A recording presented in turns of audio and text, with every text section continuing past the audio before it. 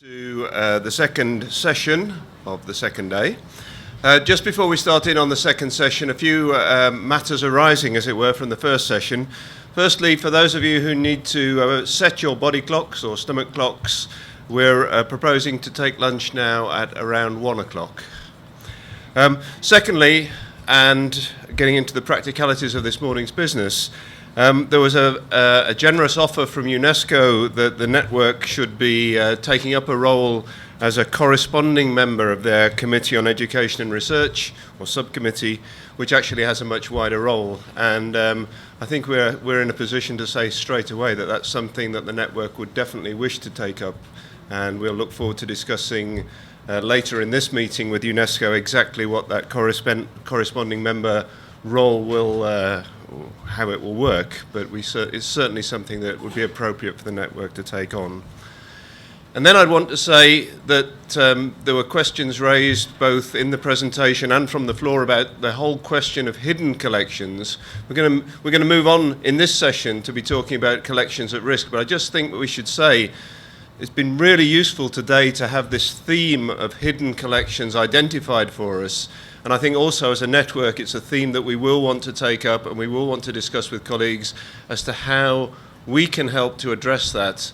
And as a first thought, there is an organisation, a sort of charitable annex to the International Council on Archives, which travels under the title of FIDA, which I think with which it might at least be worth opening some discussions about the whole theme of hidden collections and how we can take an international solidarity approach to this particular issue, which has been so graphically and usefully introduced earlier today. So that for the earlier sessions. For this session, I just want to say a few words of introduction and context setting before we have three presentations in this session, one of which is a double presentation. Could you just push the button? No. And the way that I want to set this context is by saying that in the whole area of archives at risk, we have been, as a network, entering into discussions with a number of potential partners.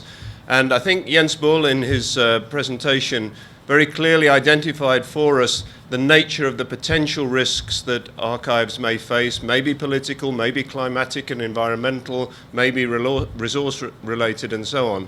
But it's clear that throughout the world there are collections in general and literary collections in particular whose very existence in 10 years' time for one of those reasons or several of those reasons is coming into threat. And we as a network aspire to intervene and to see in which ways we can help to address that particular situation. And in some of the areas of potential intervention, there is controversy, which is why it's really useful to think about some of the potential partners with whom we might be working. And on this single slide for this introduction, I've just listed some of the bodies with whom we could potentially cooperate.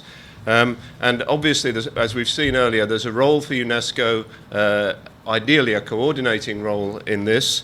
Jens also drew attention to the fact that IFLA, the library's international network, is potentially, well, they're working on this already. They've circulated very recently a questionnaire seeking identification of collections at risk, and they would like us to be participating in that. Similarly, ICOM, which is the International Committee for Museums worldwide, is also interested in collections at risk, and if we do manage to bring together a coalition of partners working in this area, then ICOM would be another, as would ICA, the International Council on Archives. Apologies for all the acronyms, by the way.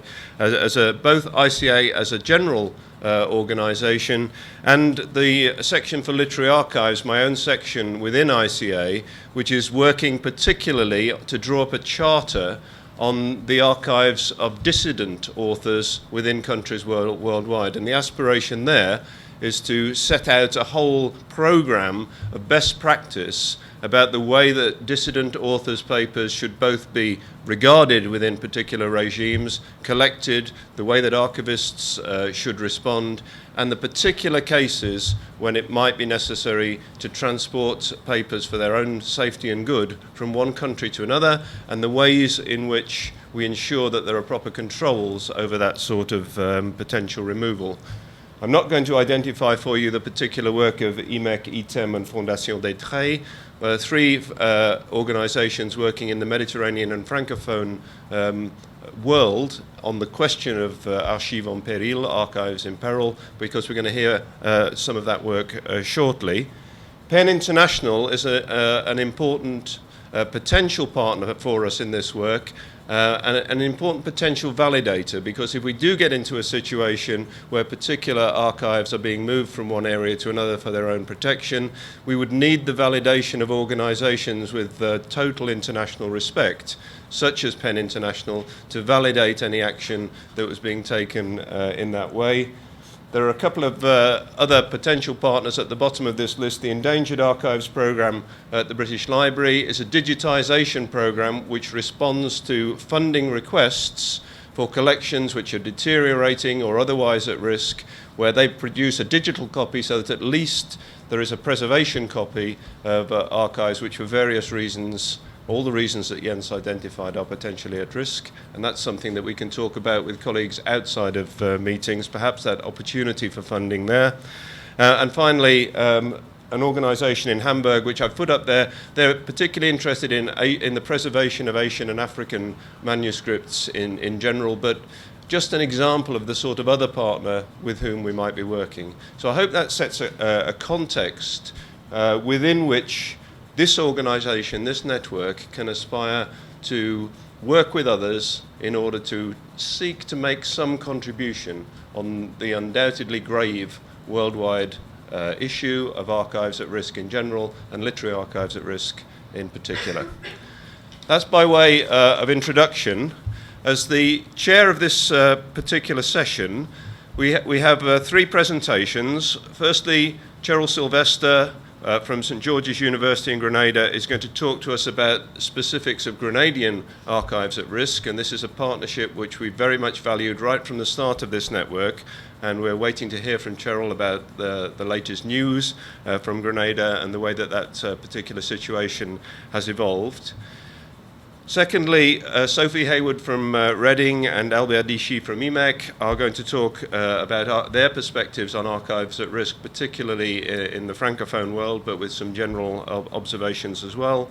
And thirdly, Dominique Taffin from the Archives départementales de la Martinique is going to talk to us about the MEGAN project, Memory of the Islands Gateway for Archival Networking project, and the way that is addressing the issues of bringing together information about disparate archives generally and literary across the Caribbean region.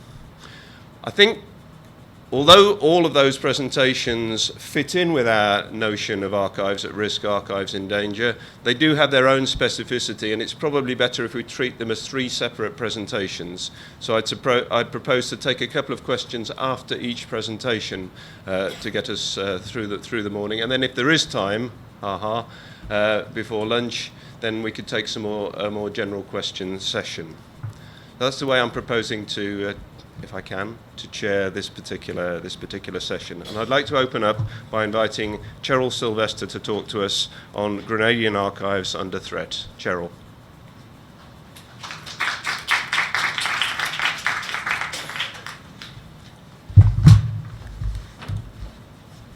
Thank you very much, David. Now, good morning to everybody again.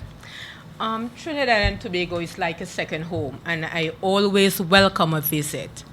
But before I go into my presentation, I would like to first of all record my appreciation to the Diasporic Literary Archive Network for the opportunity to be part of these very wonderful and interesting sessions.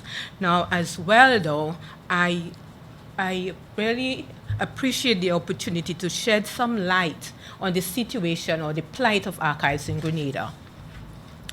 Now, the loss of one's history and culture often results in an identity crisis, much as is the case of an orphan, or more so an adoptee, who recognizing alienation to a biological past and ancestry, finds him or herself aimless or perhaps rootless. It is an apt analogy to a nation that does not have a national archive, the traditional home of its history and cultural memories. In the case of a nation, that identity crisis is much more profound because it affects the lives and the future of many. In the case of Grenada, though, it affects tens of thousands of people who, after centuries of slavery and colonization, have only recently embarked on their political independence. The forging of national identity is thus of paramount importance. Fortunately, Grenada thus far has not experienced that identity crisis, despite the past 30 years of soul-searching brought about by civil unrest, political independence, a coup d'etat, a revolutionary government, and a U.S. military intervention. But the continued neglect of the establishment of a national archive to house our collective memory can lead to a national identity crisis in the very near future. Now, I know I'm speaking to the converted, but Grenada needs a national archive for all of the obvious reasons: creating a national identity, preservation of its history and culture, making available these records to students and other researchers. But most importantly, Grenada needs a national archive because we are failing to educate our children about Grenada's history and culture. Now, when a Grenadian student attending the T.A. Marichaud Community College, that is an institution that has been named in the memory of T. Albert Marichaud, the father of West Indian Federation, and that person does not know who he was, what he has done, or cannot even identify the West Indian newspaper that he created as his creation, then we have failed. And when Grenadian students at the university level cannot identify the possible effects of slavery on our current society, we have failed. When Grenadian students, or when a Grenadian who completed secondary school visits the National Museum, is totally struck by the story of the slave trade to Grenada, because this is the first time he or she is seeing it or hearing it, we have failed, right? Now, when an enthusiastic primary school student visits the National Museum and demands to see something about the cannibalistic Caribs, we have failed.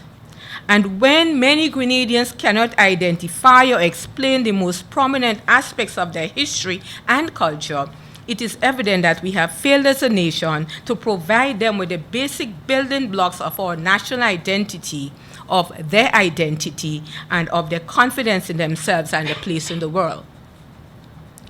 Of our history, few episodes are remembered with ceremony. And if so, little mention is made of the actual historical occurrence and significance. There are no monuments to Julian Fedor, who one Caribbean historian refers to as Grenada's first national heroes. Neither is there any reverence for the apparent act of self-sacrifice made by the Kalinagos. The steep hill of the steep cliffs of the area referred to as Carib's Leap or Leaper's Hill in the northernmost parish of Grenada stands as a reminder. And to add insult to injury, the addition of a monument with errors illustrates the fact that more than ever before, we need a national archive. Grenadians celebrate very few anniversaries beyond the 20th century. And even Emancipation Day, August 1st, 1836, 1838 as the case may be, which marks the end of the enslavement of our ancestors, it is commemorated as a bank holiday, oftentimes with very few mention of slavery or anything about the freedom of the slave, and if ever any mention is made, it is in very abstract terms. Unlike Barbados with its emancipation monument, Slave in Revolt, Grenada has no monument marking the end of slavery or the slaves themselves. With a tragic history that began with the European settlement over 360 years ago, it is no wonder that Grenadians have chosen not to celebrate or remember aspects of their difficult past. That there is much more emphasis on the 20th and 21st centuries when Grenadians broke free from the restrictive barriers established by slavery and colonialism and struggled towards their nationhood is understandable. It has been argued, though, that the lack of interest or neglect in celebrating more aspects of Grenada's past has to do with the fact that it lacks institutions to preserve, interpret, and celebrate our heritage. The need to create a national identity is rooted in the island's history and culture. Without an institution to house, protect, and interpret Grenada's heritage, the goal of achieving a national identity is diminished. And as a nation, Grenada needs to preserve and make available for the study of its history and culture so that Grenada can learn more about the historical journey made by many throughout the island's history. On February 7, 2014, we celebrated 40 years as an independent nation. However, we shared very little, or maybe I should say no detail at all, about the pre-independence struggles, and we had many with our youths. And I dare say that the 364th anniversary of the massacre of the Amerindians at Leapers Hill will again come and pass without any observance. That we will commemorate Emancipation Day this coming August, but again we will fail to learn more about the slaves, the last slaves in Grenada, or piece together their stories.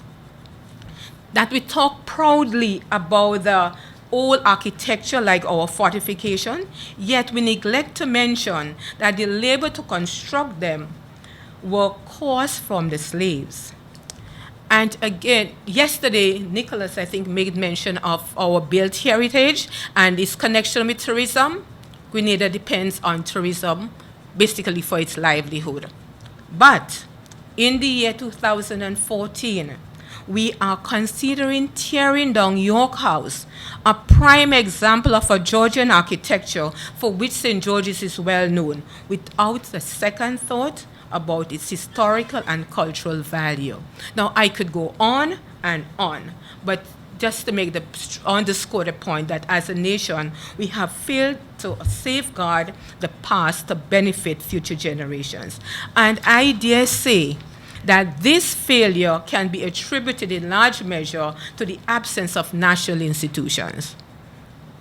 Now, we recognize that the establishment and maintenance of national institutions like libraries, museums, archives, and so are major undertakings, not just because of their ultimate value to the nation, but because without them, we are like a nation without values. We are mindful that projects of this nature are in need of continuous support to render them viable and useful. No doubt, the decision to establish and maintain these institutions would be costly, endeavors. But the decision not to invest in them will prove costlier in the long run, and actually we are seeing it. So whether we are in Grenada or in the diaspora, we cannot feign ignorance and allow the stories of our people, the stories of our past, our national identity to dissipate. Because as each piece of the puzzle disappears, so too does a part of who we are as biological and social beings, as a people. Without a national identity, we are lost as a nation. And as parents, guardians, aunts, uncles, brothers, and sisters, we owe it to our children and grandchildren and to generations to come, and to generations yet to come who may one day wish to know where they've come from, only to be told that the stories are all lost or scattered far and wide. The continued inattention to national institutions that should house our collective memories will result in the loss of many elements of our heritage.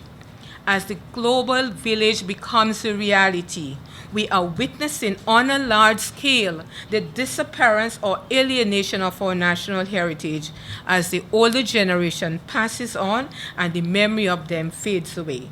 Without the written records, artifacts, historical sites, oral histories of who we are, where and how we've journeyed, we are at the mercy of outside cultural, technological, and political influences that can have a detrimental effect on our culture. Efforts towards our national archives have been sporadic, to say the least. Apart from the efforts by the deceased Sheila Buckmeyer, and I guess people would have read about her in that attachment you had, who took the initiative to build up the historical section of the public library during her tenure as chief librarian. No government until the People's Revolutionary Government, 1979 to 1983, has done anything to address the status of archives in the country. The Declaration of 1980 as the Year of Education and Production brought with it materials for the library as well as copies of government publications intended for preservation. 26 years later, in 2006, the government of Grenada approved a National Archives Committee to look after the business of archives in Grenada. However, with very vague terms of reference. The committee had very little teeth to effect any real change in the situation. However, it tried. Efforts were made to sensitize the authorities as to the importance of archives and the need for proper legislation that would serve to harness all archival material under a single entity. As a start, the committee focused attention on the following collections: the records at the Supreme Court Registry. Now, these were previously microfilmed through a Mormon project, I think that was going around the Eastern Caribbean in particular a few years ago. However, there is an ongoing project now to digitize all of the registry's records. Then we have the records that was salvaged from the government house after the passage of Hurricane Ivan in 2004. This is a significant portion of that collection was digitized under the Endangered Archive Program in 2010. The remainder is in a very poor state. It still resides in the basement of the Governor General's office. In recent time, though, we learned that there are plans afoot to obtain more suitable accommodation for those records, and in the long run, other archival collections would be added to it. So we're really looking forward to that. But we're not holding our breath. We have had many promises before.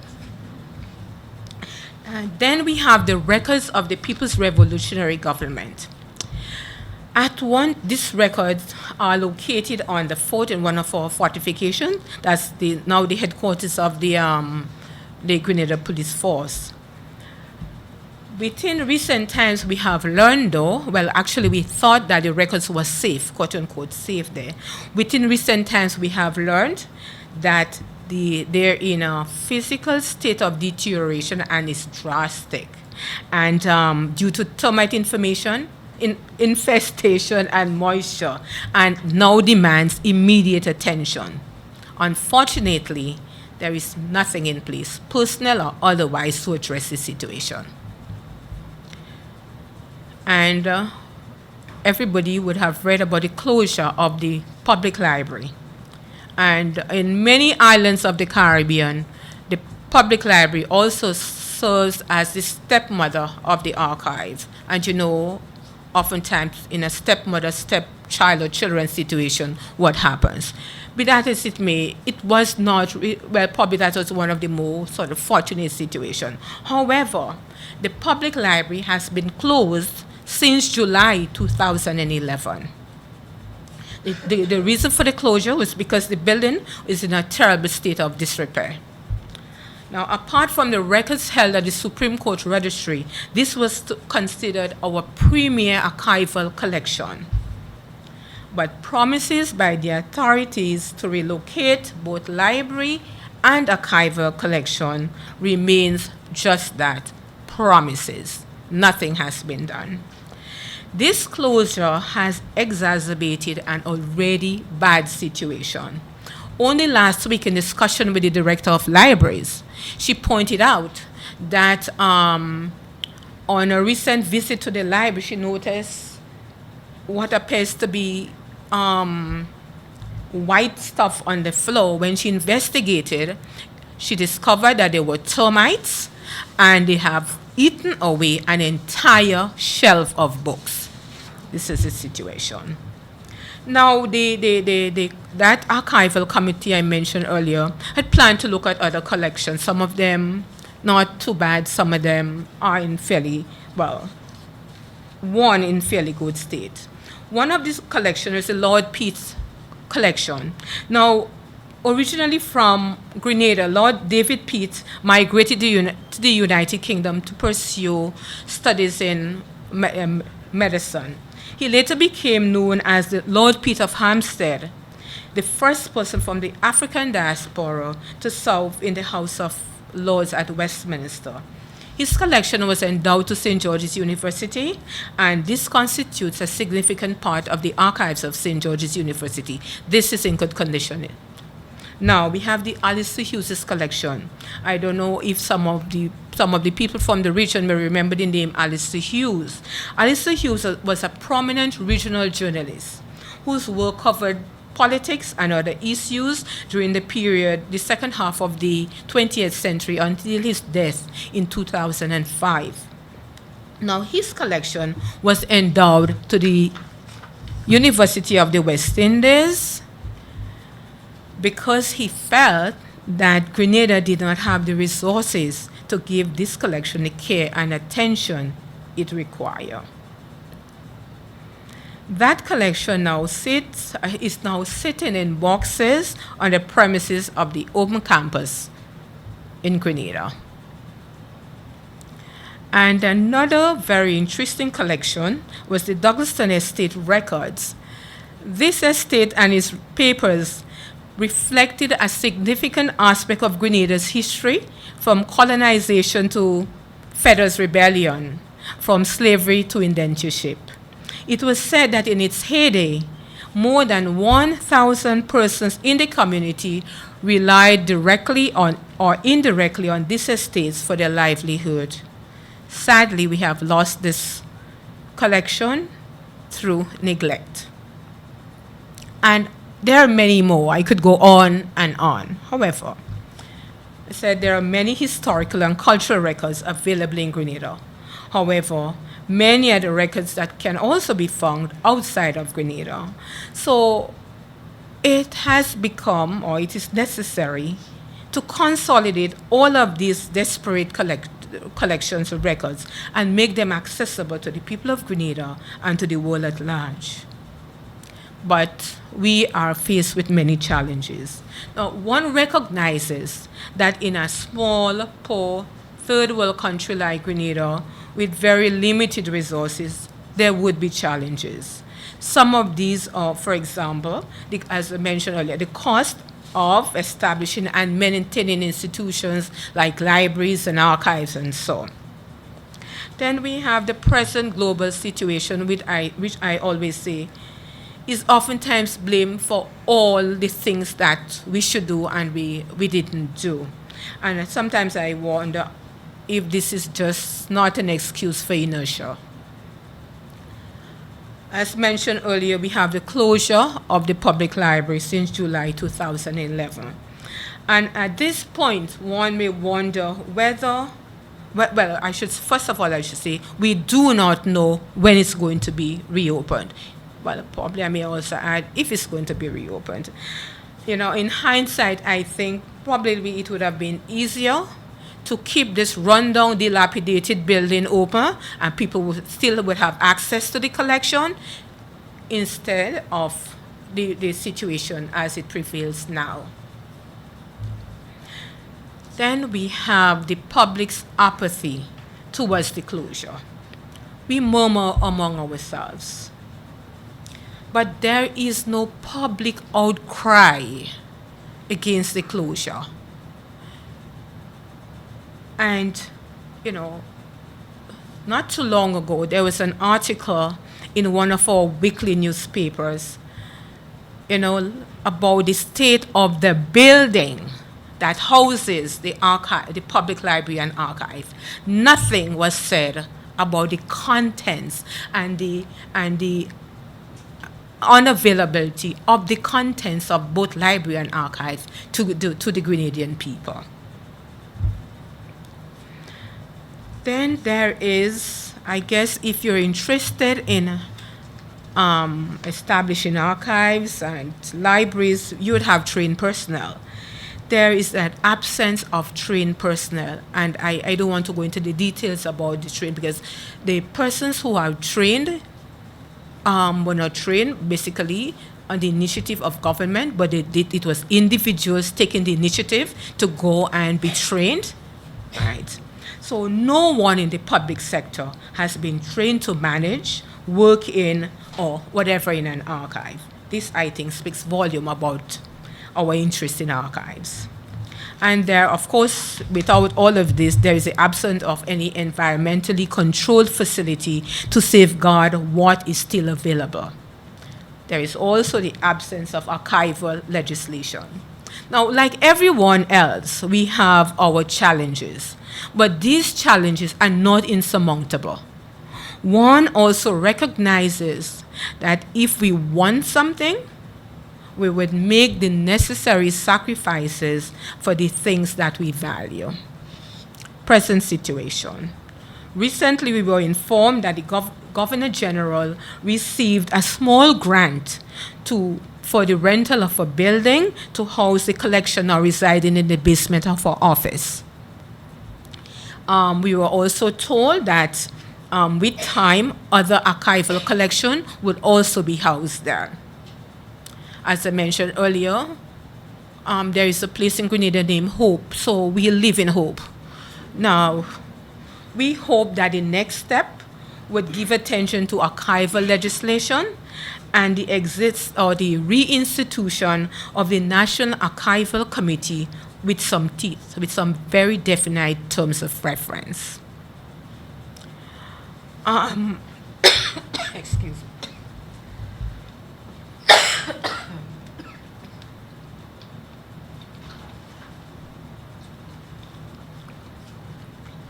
Grenada has lost a great deal of its irreplaceable records through fires, neglect, deterioration, and natural disasters. Others are sourced in repositories abroad, overseas. Though potentially costly, they can be repatriated as originals or copies. The time has come, though, to remove the threat to our historical and cultural heritage and to establish a Grenada National Archive. Excuse me.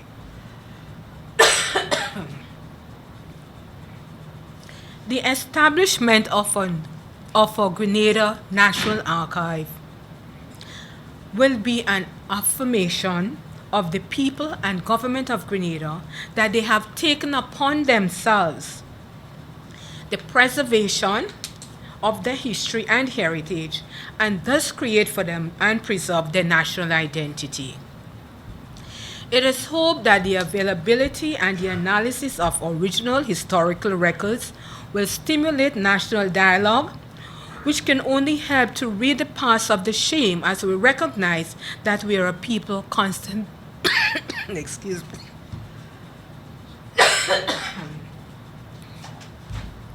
Yeah. It is hoped that the availability and analysis of original historical records will stimulate national dialogue, which can only help to rid the past of its shame as we recognize that we are a people constantly changing. It will also help to correct some of the historical myths that have developed as a result of the lack or absence of historical records, and we will surely add a sense of pride as we join the ranks of the nations. I have some, thank you. As we join the ranks of the nations that have made a deliberate attempt to preserve the memories of their peoples. Thank you very much.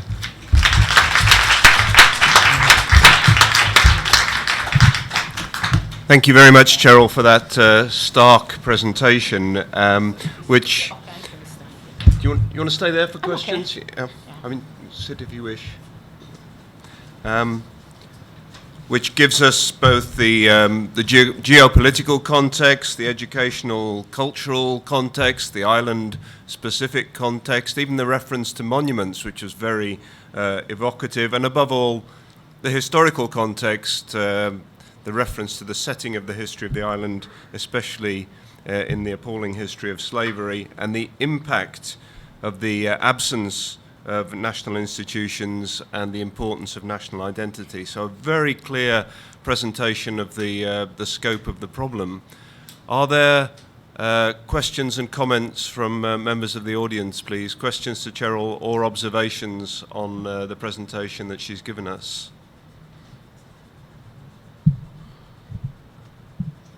You go to the microphone.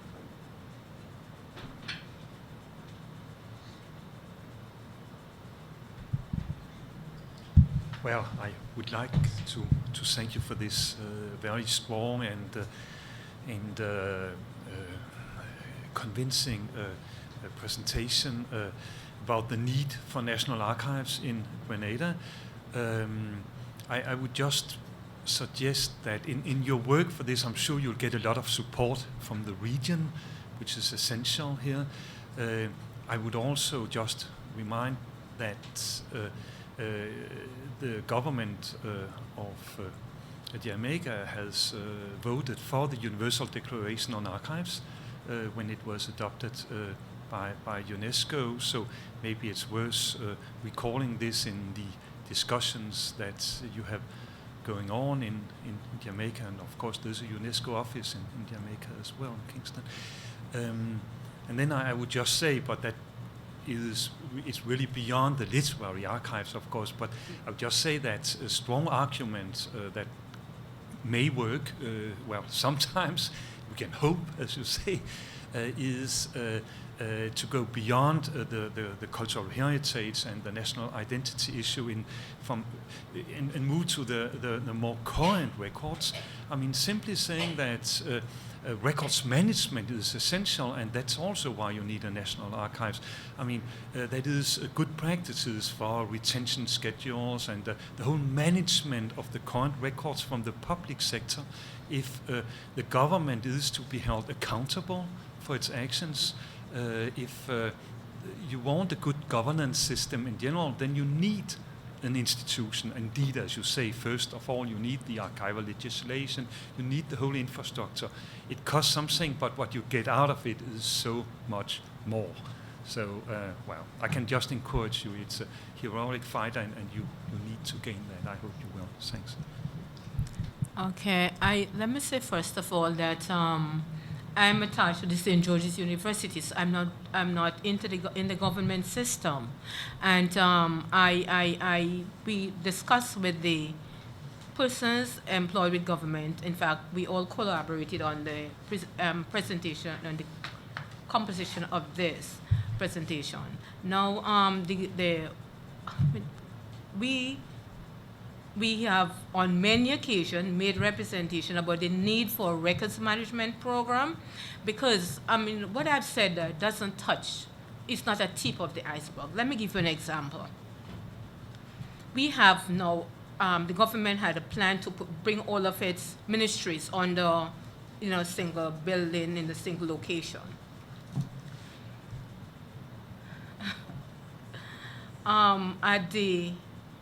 In one of the buildings that housed the Ministry of Education, when the government moved, that building is now was now given to the National Museum.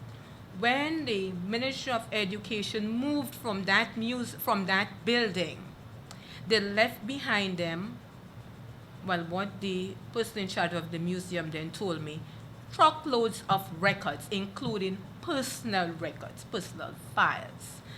When the people in the museum went to take over that building, those files were dumped. Personal records were dumped. That's just one example.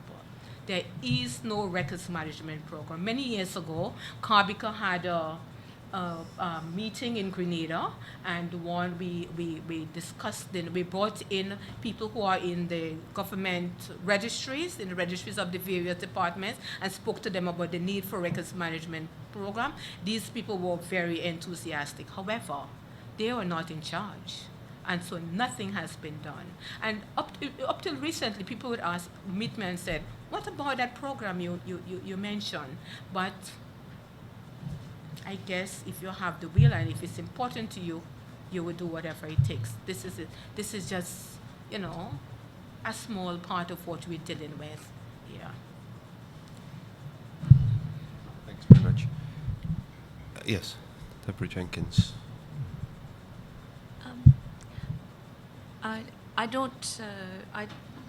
I can't begin to imagine what it's like. Sorry, I can't begin to imagine what it's like to be in the position that you're in.